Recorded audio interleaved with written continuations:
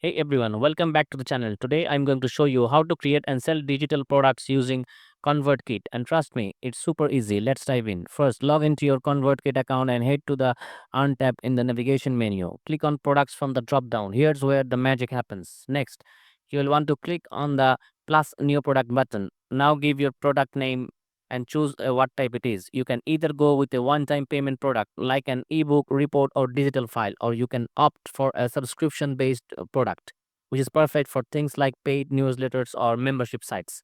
For a one-time product, upload your profile and you're good to go. If you're creating a subscription, ConvertKit gives you options for monthly, quarterly, or annual payments.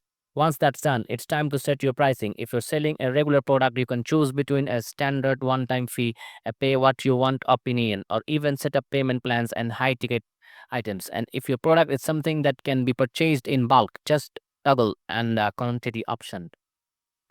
Now let's move on to the product fulfillment. If you're selling a digital download, all you need to do is upload your live the file you are running a paid newsletter on offering coaching services. You'll just need to select the appropriate fulfillment method.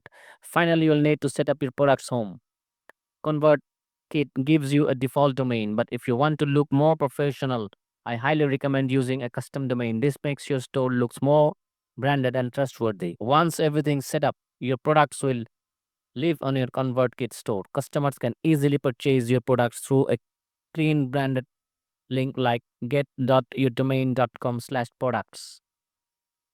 And that's it. You're all set to start selling digital products with ConvertKit. If you found this video helpful, don't forget to like, subscribe, and hit the bell for more tips. See you in the next one.